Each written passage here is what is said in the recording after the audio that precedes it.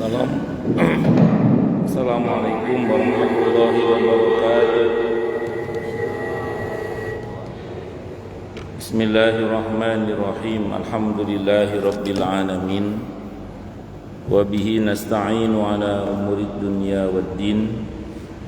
Wassalatu wassalamu ala asyrafil anbiya'i wal mursalin, Sayyidina wa habibina wa syafi'ina wa qurrati a'yunina wa maulana Muhammadin wa ala alihi wa ashabihi wa dhurriyyatihi ajma'in, amma ba'du. Ashhadu an la ilaha illallah wa ashhadu anna Muhammadar Rasulullah wa ufawwidu amri ilallah, innallaha basirun bil ibad. Hasbiyallahu la ilaha illa huwa alaihi tawakkaltu wa huwa rabbul arsyil azim. Qala Allah ta'ala fi kitabihil karim hikayatan an nabiyillahi Musa alaihi salam, Rabbi syrah li sadri wa yassir li amri wahlul 'uqdatam min lisani yafqahu qawli. Para alim, para asatid, para asatidah, para bapak dan ibu sekalian, hafizani wa hafizakumullah, bil khusus segenap pengurus Masjid Asy-Syuhada yang semoga pengurusnya dan jamaahnya selalu dalam naungan rahmat, barokah, perlindungan serta bimbingan Allah Subhanahu wa taala. Amin Allahumma amin insyaallah. Allahumma inna nas'aluka ilman nafi'a wa rizqan thayyiba wa amalan mutaqabbala wa fatahallahu lana futuhal arifin. Allahumma inna na'udzubika min ilmin la yanfa' wa amalin la yurfa' wa qalbin la yakhsha' wa du'a ila yusma'. Allahumma ati anfusana taqwaha wa zakkiha anta khairu man zakkaha anta waliyuha wa maulaha. Amin Allahumma amin insyaallah. Masih melanjutkan kajian kita kitab At-Tadhkirah karya Al-Imam Al-Qurtubi rahimahullah rahmatan wasi'ah wa rahimallahu ulama al-muslimin. Qala al-muallif rahimahullahu ta'ala wa nafa'ana bihi wa bi'ulumihi fid dharain amin. Bismillahirrahmanirrahim. Babun ay hadza babun, ini adalah bab menerangkan tentang al-isra'u bil janazati, bersegera di dalam mengurus jenazah, wa kalamiha, dan membahas pula tentang ucapannya si jenazah ini. Jadi si jenazah ini ya bisa ngomong, tapi yang ngomong rohnya tentu, bukan jasadnya. Ada beberapa hal dalam Islam itu yang disyariatkan untuk disegerakan. Di antaranya pengurusan jenazah ini, di samping sholat dan membayar hutang serta menikahkan anak yang sudah waktunya menikah. Itu termasuk yang disyariatkan untuk disegerakan. Segera ya, bukan tergesa-gesa. Segera bukan tergesa-gesa. Kalau segera barokah, kalau tergesa-gesa bisa celaka. Jadi segera, kayak sholat, mensegerakan sholat itu barokah. Jadi mensegerakan sholat itu barokah, tapi tergesa-gesa sholat bisa celaka. Termasuk juga mensegerakan bayar hutang. Cuma kalau ini tergesa-gesa nggak apa-apa, kalau ini barokah. Kalau itu tergesa-gesa nggak apa-apa kalau ini. Terus kemudian anak yang sudah waktunya menikah disegerakan. Ini juga sama, nggak boleh tergesa-gesa. Segera, bukan tergesa-gesa. Segera itu maksudnya kalau ada yang cocok madep mantep bismillah segerakan, jangan ditunda-tunda. Tapi jangan tergesa-gesa. Kalau tergesa-gesa itu pertimbangannya biasanya panik panik sak kena-kena, jangan, itu bisa celaka. Naudzubillah min syarri dzalik. Jadi maksudnya kalau sudah ada pilihannya madep mantep bismillah segerakan. Makanya kalau kita nggak bisa bedakan mana segera mana tergesa-gesa, itu takutnya nanti masuk dalam kategori tergesa-gesa, itu bisa celaka. Naudzubillah. Tapi kalau sudah ketemu bismillah madep mantep segerakan. Itu seperti itu. Nah, terus kemudian termasuk jenazah ini sama juga disegerakan. Jangan tergesa-gesa juga, karena nanti ada larangan juga berlebihan hingga kemudian nggak bagus lah istilahnya itu. Nah, makanya terus kemudian mensegerakan itu disyariatkan dalam hal ini. Al-Imam Al-Bukhari rahimahullah meriwayatkan sebuah hadis an Abi Sa'id Al-Khudri radhiyallahu anhu, dari Abu Sa'id Al-Khudri radhiyallahu anhu.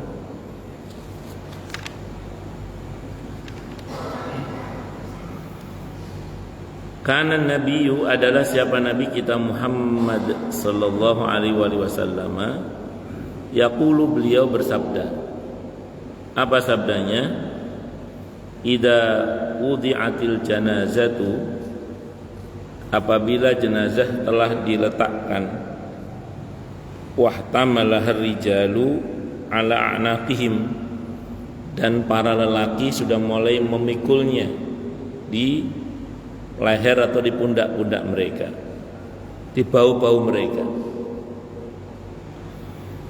Fa in kanat shalihatan, maka apabila jenazah itu adalah orang yang soleh, soleh itu dari kata soluha, artinya bisa berlaku sepatutnya, itu soleh. Maka orang yang bisa berlaku sepatutnya sebagai seorang hamba kepada Tuhannya, dan bisa berlaku sepatutnya sebagai seorang hamba kepada hamba yang lainnya, itu namanya hamba yang soleh, orang yang soleh. Maka tidak soleh kalau orang itu tidak bisa berlaku sepatutnya baik sebagai seorang hamba kepada Tuhannya atau sesama pada sesamanya. Contoh misalnya, ada orang itu gak sholat tapi peduli pada sesama. Itu omongan sebagian orang, yang penting kan saya gak jahat sama orang, yang penting kan saya gak jahat sama orang, yang penting saya baik sama orang. Orang seperti ini tidak soleh. Kenapa? Karena dia tidak bisa berlaku sepatutnya sebagai seorang hamba kepada Tuhannya, walaupun dia bisa berlaku sepatutnya kepada sesama hamba. Nah, ini bukan orang soleh. Atau dibalik, rajin sholatnya, rumah masjid, rumah masjid, rumah masjid, misalnya gitu ya. Tapi anak istrinya diterlantarkan,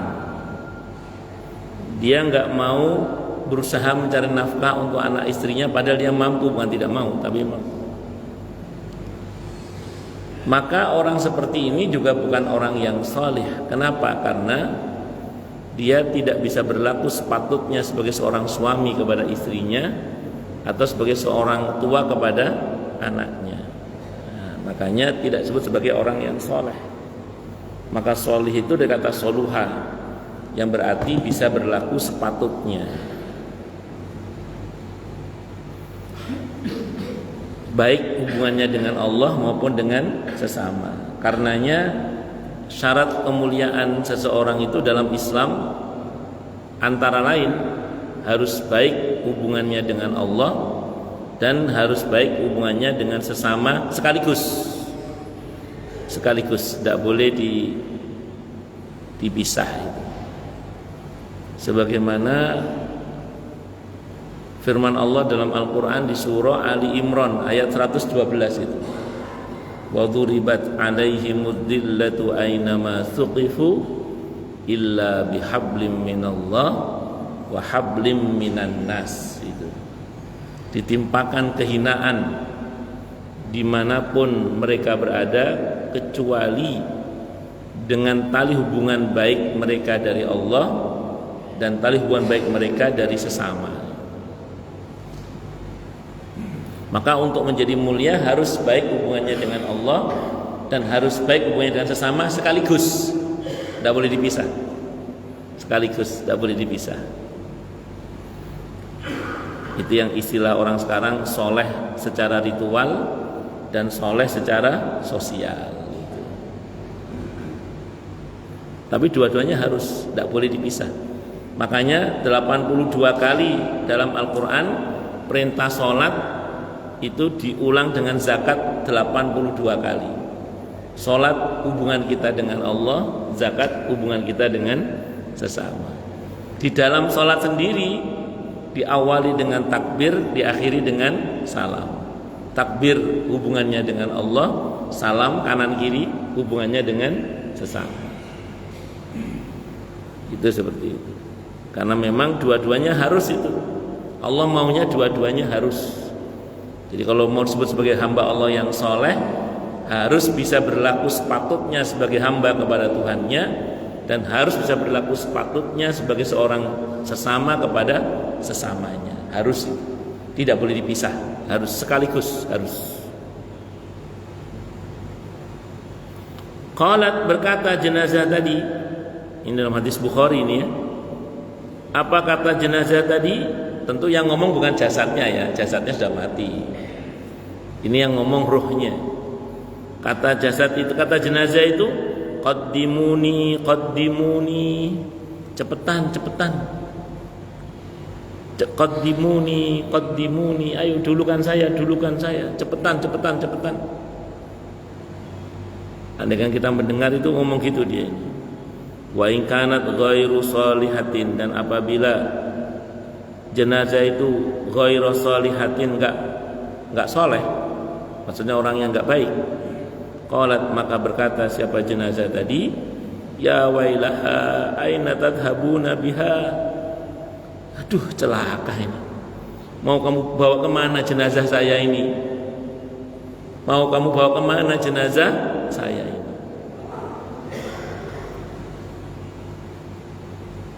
Yasma'u sautahu kullu syai'in illal insanu.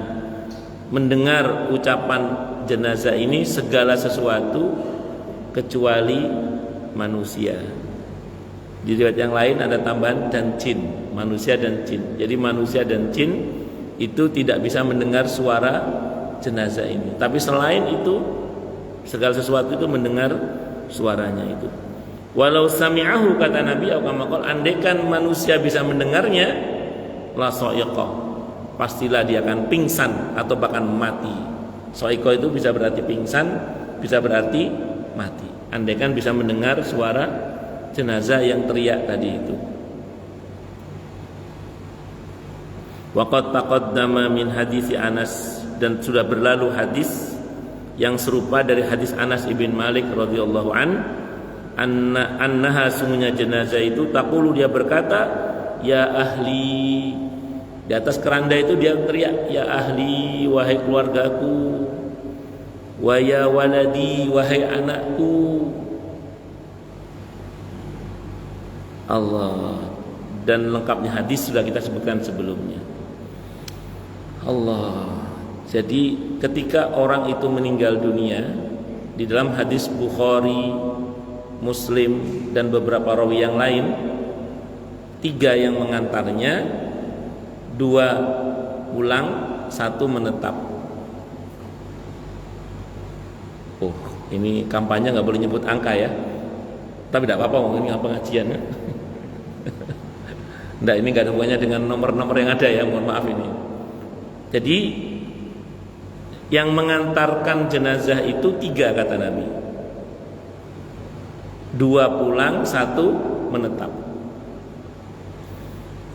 Yang pulang keluarganya dan hartanya, itu pulang. Yang menetap amalnya. Jadi yang pulang keluarga dan hartanya. yang menetap amalnya. Tapi catat baik-baik, keluarga memang pulang fisiknya, mbok bojo sak cintanya, cinta bagaimanapun istri itu tetap tidak mau nemeni suaminya, mesti hidup semati itu gombal ya. Pasti dia pulang kan. Tapi kebaikan suami kepada istri menetap, itu amal namanya. Kalau fisik istrinya pulang, fisik suaminya pulang, tapi baktinya istri kepada suami menetap, karena itu amal.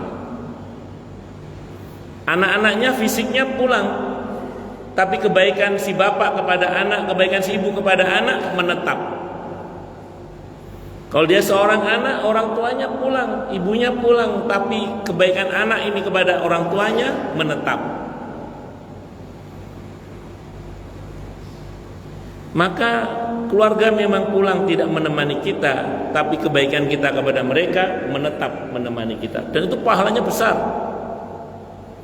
Berbuat baik di ring satu keluarga itu pahalanya besar, bukan cuma besar, besar, karena ada nilai kebaikan dan menyambung rahim, makanya besar sekali dan masuk dalam skala prioritas. Ini penting disampaikan, bukan apa-apa, karena ada sebagian orang itu karena tiap hari ketemu dengan suaminya, dengan istrinya, dianggap itu sebuah hal yang biasa, kayak nggak ada pahalanya gitu loh. Padahal berbuat baik kepada istri, berbuat baik kepada suami, itu pahalanya gawedi. Bukan gawedi, besar pahalanya itu besar sekali. Allahu Akbar. Orang tua dan anak ketemu tiap hari, dianggap kayak hal biasa. Padahal baktinya anak pada orang tua, berbuat baiknya orang tua kepada anak, itu pahalanya besar. Bukan besar loh ya, besar. Cuman ya tadi itu, seringkali orang itu menganggap yang berpahala itu kalau nyumbang anak yatim, fakir miskin, ya itu berpahala. Tapi jangan lupa kepada ring satu itu pahalanya lebih besar. Jadi 100.000 masuk ke kantongnya fuqara masakin, dengan 100.000 masuk ke kantongnya istri dan anak, itu pahalanya lebih besar yang ke kantongnya istri dan anak loh, itu pahalanya itu. Tapi bukan berarti terus nggak ngasih anak yatim sama fakir miskin maksudnya. Tapi ini agama menegaskan, jangan lupa loh, berbuat baik pada anak istri itu pahalanya besar banget. Karena itu masuk dalam skala prioritas. An-Nisa ayat 36. Wa'budullaha wa la tusyriku bihi syai'a wa bil walidaini ihsana wa bidil qurba wal yatama wal masakini wal jari dil qurba wal jaril junubi was sahibi bil jambi wabnis sabili wa ma malakat aymanukum innallaha la yuhibbu man kana mukhtalan fakhura. Beribadahlah kalian kepada Allah dan jangan menyekutukannya dengan sesuatu pun. Berbuat baik kepada Allah itu intinya dua itu, beribadah hanya kepada Allah dan jangan menyekutukannya dengan sesuatu pun. Itu prinsip. Baru Allah bilang berbakti kepada kedua orang tua, masuk prioritas ini. Terus karib kerabat. Karib kerabat ini ada yang bin nasab, ada yang bisabab. Kalau bin nasab hubungan darah, kakak, adik, paman, bibi, pak lek, bulek, pak de, bude. Kalau yang bisabab sebab pernikahan, tadinya orang lain, karena kita menikah maka tersambung rahim kita. An-Nisa ayat 1 itu alladzi tasaaluna bihi wal arham. Maka masuk dalam kategori ini istri, nanti orang mertua, termasuk ipar. Masuk dalam kategori kerabat yang kepadanya kita mesti berbuat baik. Bukan mahram lah ya, tapi apa namanya, berbuat baik. Karena masuk dalam kategori kerabat yang tadinya orang lain menjadi kerabat disebabkan pernikahan. Itu namanya bisabab. Jadi ada kekerabatan bin nasab ada kekerabatan bisabab. Itu seperti itu. Ada yang sampai menjadi mahram seperti mertua. Ada yang mahramnya muakkad, sementara. Ipar itu mahram muakkad. Maksudnya haram menikahi ipar selagi kita masih menjadi suami bagi kakak atau adiknya. Tapi kalau cerai dari kakak atau adiknya, boleh dinikahi lagi. Boleh dinikahi kakak atau adiknya yang iparnya tadi itu, asalkan masih memungkinkan untuk dinikahi karena belum menikah dengan orang lain misalnya. Makanya dengan ipar itu tetap harus ada batas, karena mahramnya muakkad, sementara. Sampai ada filmnya itu apa? Ipar maut apa? Ya, dan seterusnya itu. Allahu Akbar. Ya, karena kadang di keluarga itu semuanya baik-baik saja, tapi gara-gara salah pilih besan, salah pilih pasangan, kadang kayak masukin tikus ke dalam rumah. Masalah waris itu loh. Kadang intern anak kandung itu tidak ada masalah, yang rese itu ipar. Di sini nggak ada, tempat lain. Oh, lanjut. Jadi pulang keluarganya, hartanya juga pulang, mobilnya, segala bentuk hartanya pulang semua lah. Kecuali mobil yang pulang itu pernah dipakai untuk kebaikan, dipakai untuk ke masjid, ke majelis taklim, dipakai untuk nebengin orang, dipakai untuk bantu orang, dipakai untuk dakwah, macam-macam. Fisik mobilnya pulang, tapi nilai amal dengan mobil itu menetap.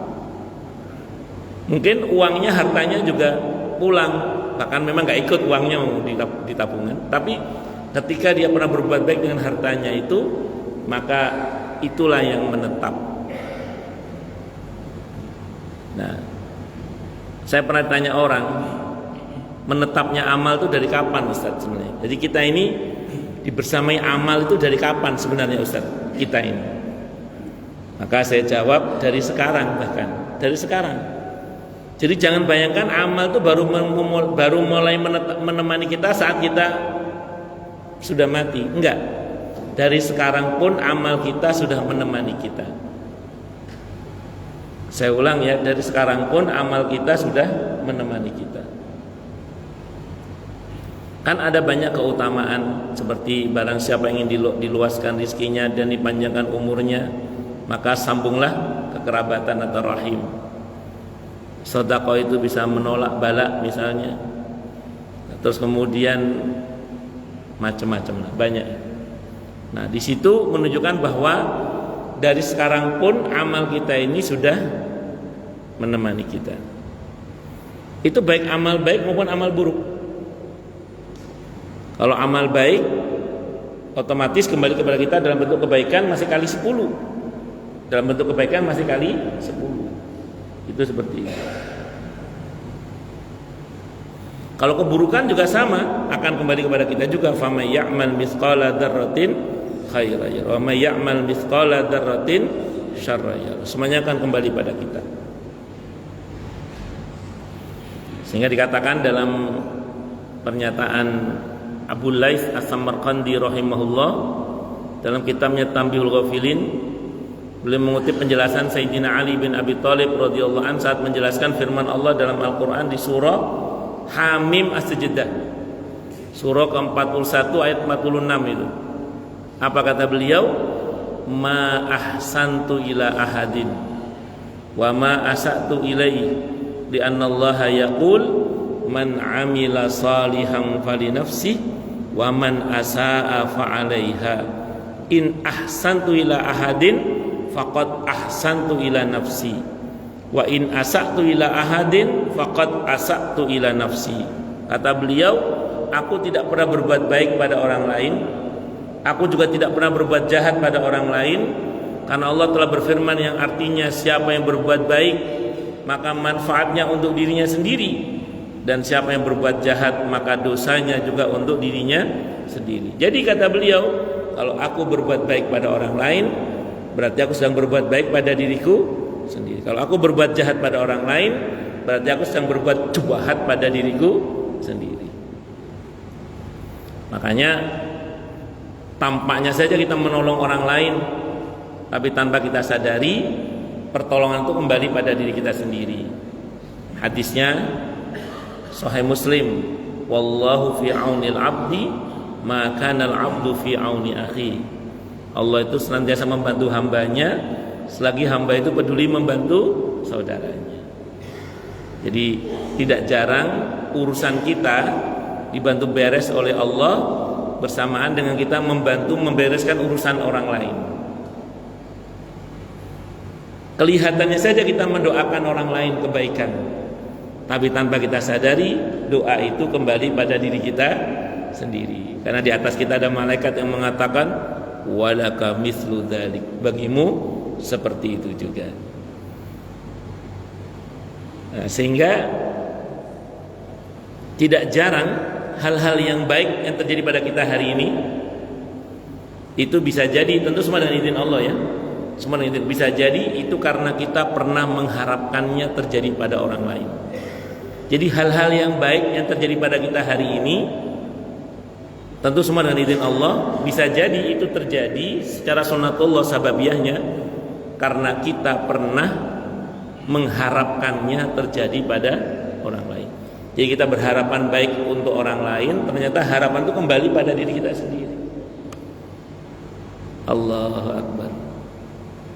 Kelihatannya saja kita mencintai orang lain karena Allah, tapi tanpa kita sadari cinta Allah untuk kita juga, insya Allah. Hadisnya Sahih Muslim.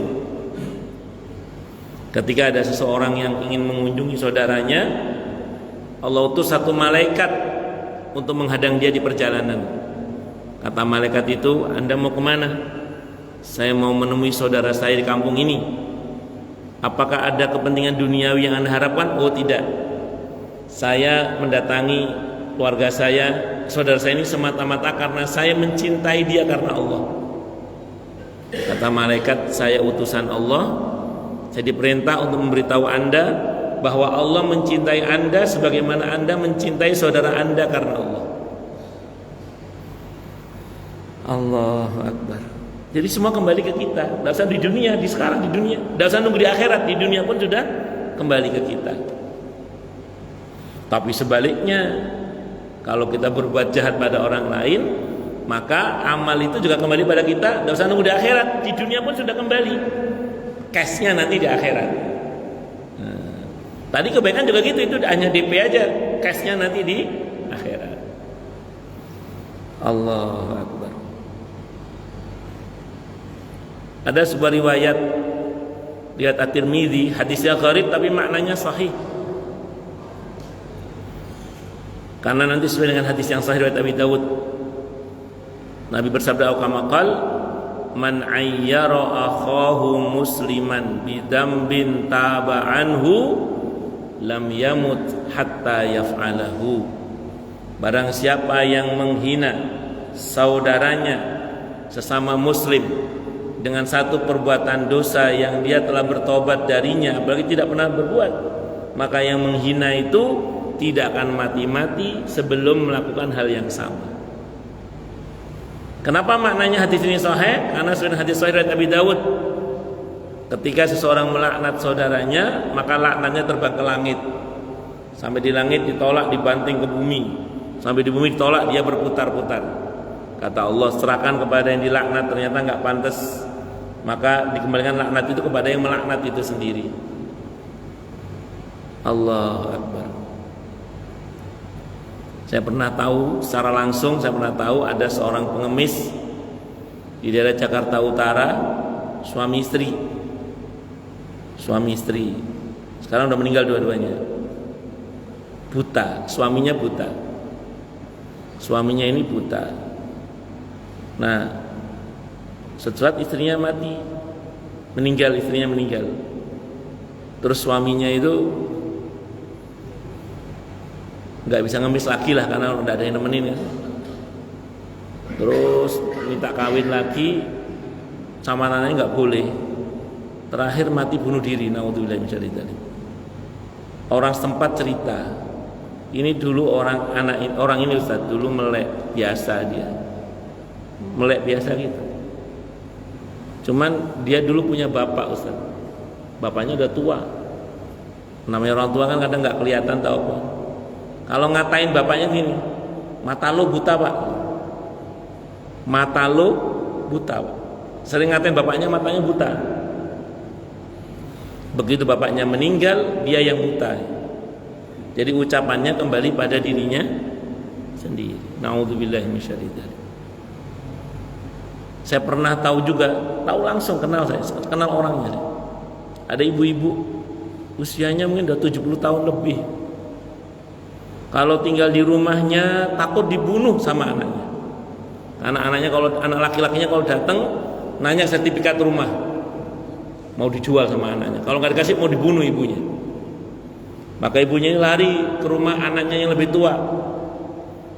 Sampai di rumahnya anak yang lebih tua itu sama menantunya dijadikan jongos.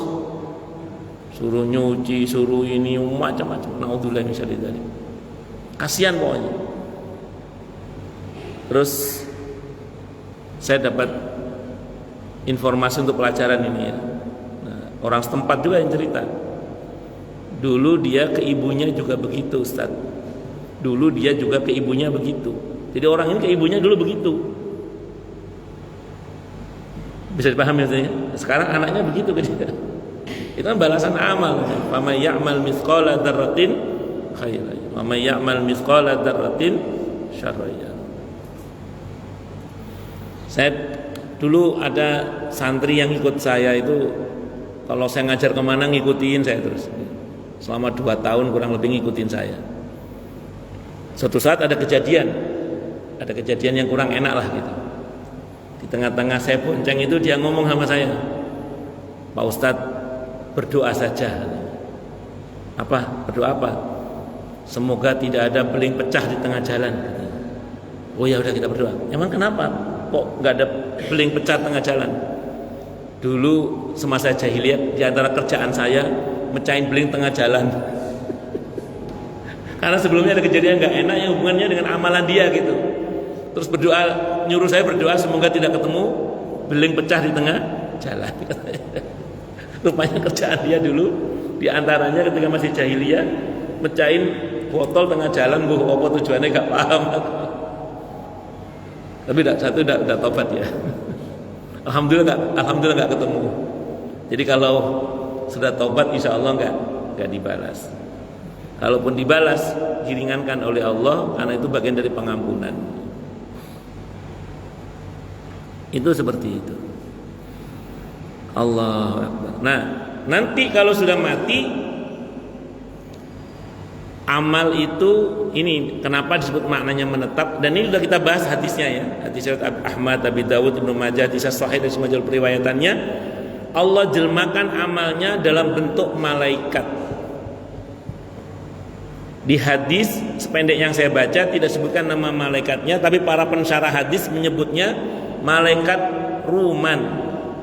Malaikat ruman. Kalau di hadisnya sependek yang saya baca tidak disebutkan nama malaikatnya, tapi para pensyarah hadis menyebutnya dengan nama malaikat ruman. Itu malaikat yang dibentuk oleh Allah dari amal kita. Maka kalau itu dibentuk oleh Allah dari amal soleh, bentuk malaikatnya harum, wangi, orangnya lembut, pribadinya lembut, santun, enak dilihat, dan menyapa orang yang meninggal itu. Assalamualaikum, waalaikumsalam. Kenal saya enggak? Enggak. Siapa kamu? Kok bagus banget. Begitu kurang lebih riwayat ini, mafhum riwayat ya. Siapa kamu kok bagus banget?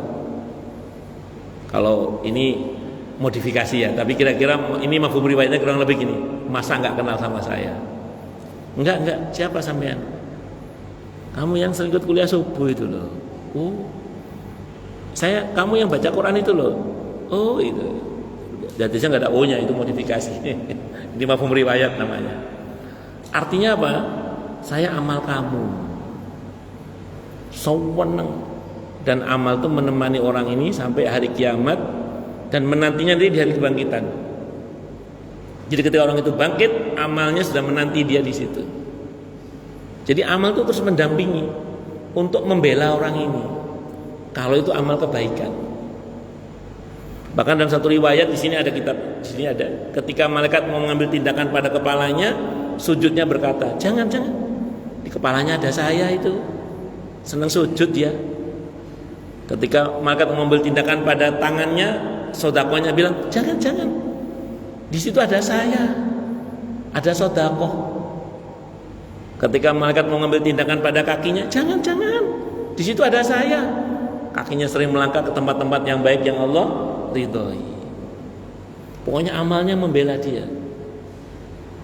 Tapi kalau jahat, saking jahatnya itu, naudzubillahi min syarri dzalik, maka malaikat yang dibentuk dari amal kejahatannya itu bentuknya sewerem, jahat, jodes, ampune gak enak, penguk gak karu-karuan kok.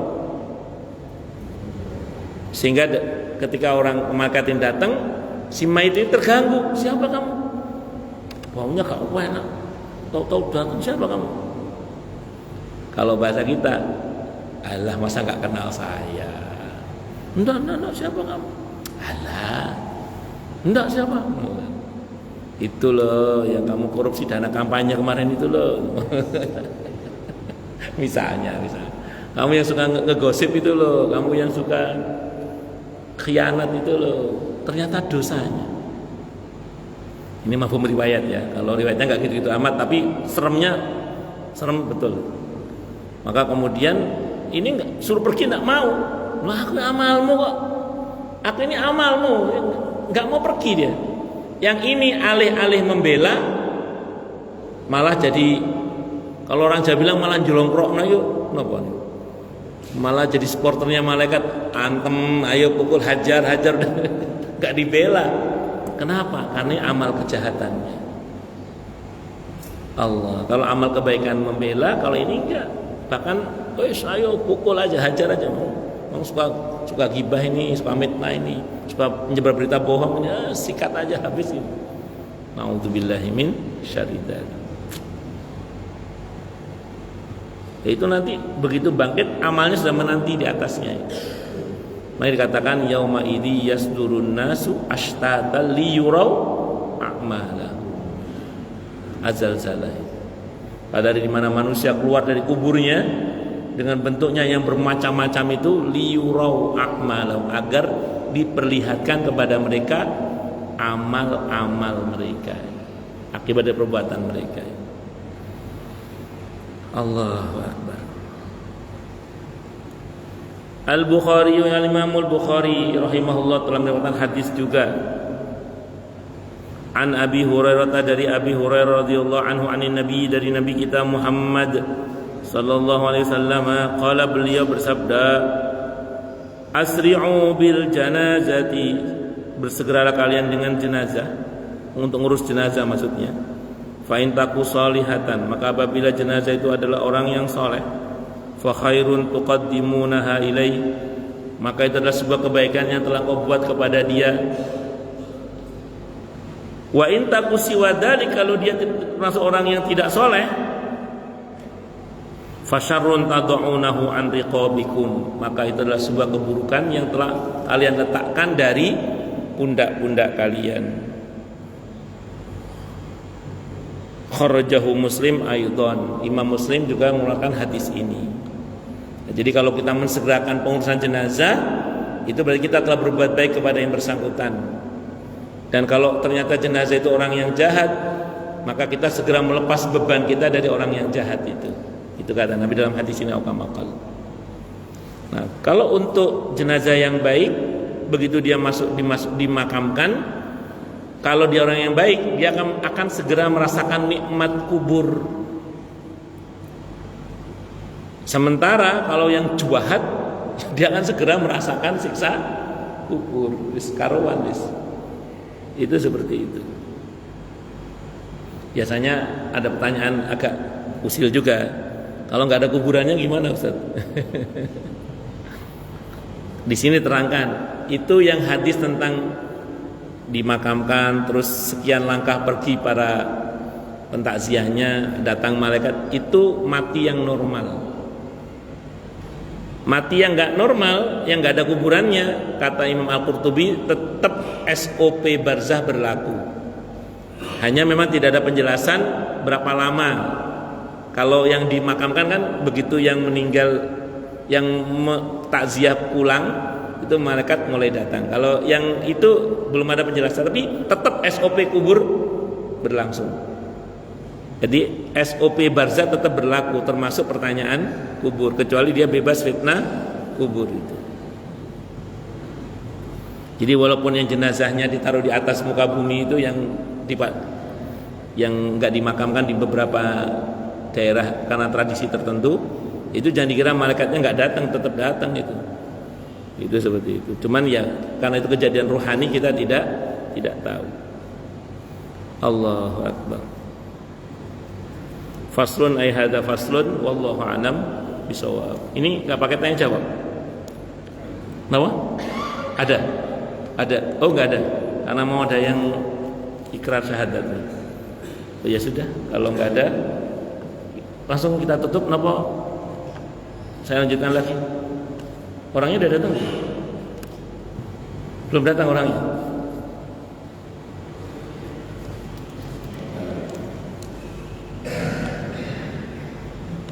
Kalau belum datang, tanya jawab dulu aja kali.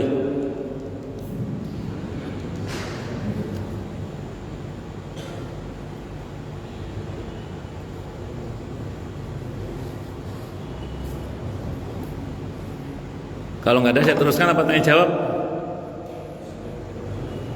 Apa? Tanya jawab? Iya tanya jawab deh. Teruskan aja. Teruskan aja nggih. Saya teruskan lagi kalau gitu. Faslun ay hadza faslun. Penjelasan ini ya. So'iqa artinya mati maksudnya, atau pingsan juga bisa. Wal isra'u, dan bersegera maksudnya. Qila maknahu al isra'u bihamliha ila qabriha fil masyi, maksudnya adalah bersegera dalam membawa jenazah menuju ke kuburannya, maksudnya langkah kakinya dipercepat maksudnya. Wakila ada yang mengatakan tajhizuha ba'da mautiha li alla tataghayyar, maksudnya mensegerakan merawat jenazah agar tidak segera berubah jenazah itu. Jadi memang maknanya bisa dua-duanya juga sih, cuman yang lebih tepat itu yang kedua kata Imam Al-Qurtubi, mensegerakan perawatan jenazah mumpung dia belum berubah. Karena jenazah itu kalau nggak segera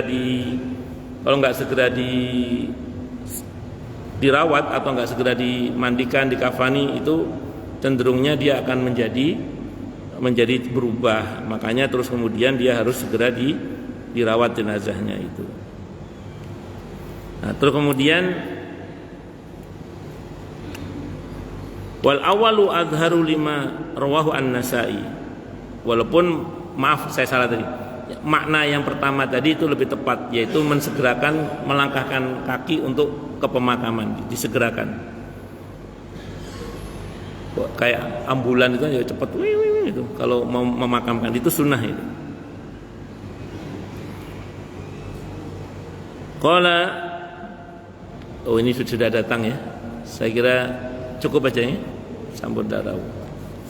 Wallahu a'lam bishawab. Kita tutup kajian kita dengan hamdalah, alhamdulillahirabbil alamin. Semoga kajian kita bisa bermanfaat, mubarakah fid dini wa dunya wal akhirah, untuk kita, keluarga kita, dan seluruh umat Islam semuanya. Dan mudah-mudahan kita semua dijadikan oleh Allah sebagai orang-orang yang sukses dunia akhirat, selamat dunia akhirat, bahagia dunia akhirat, dan dipermudah urusan kita oleh Allah fid dini wa dunya wal akhirah. Semoga Allah limpahkan hidayah selalu untuk kita, semoga Allah tingkatkan selalu hidayah untuk kita, dan semoga Allah berikan hidayah untuk siapapun yang melihat kita. Subhanakallahumma bihamdika asyhadu an la ilaha illa anta astaghfiruka wa atubu ilaik. Sallallahu alaihi Muhammad wa ala alihi wasallam. Saya mohon maaf. Wassalamualaikum warahmatullahi wabarakatuh.